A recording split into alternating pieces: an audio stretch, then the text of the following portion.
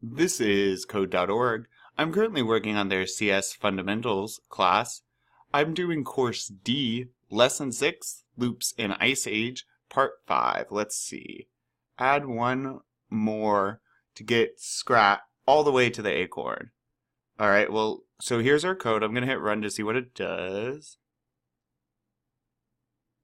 Oh, the repeat or if block needs to have a block inside of it to work. Make sure the inner block fits properly.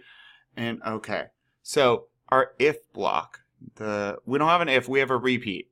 So the code's not going to run because there's nothing in this repeat, because it says repeat 4 times, but nothing. It would do this part, right? So if I remove this, oh, nope. Is it not? Yeah, so now it will work because our repeat block is full here. But once I attach our other code, we need more. So I need to do what 4 times? I think I need to move forward 4 times.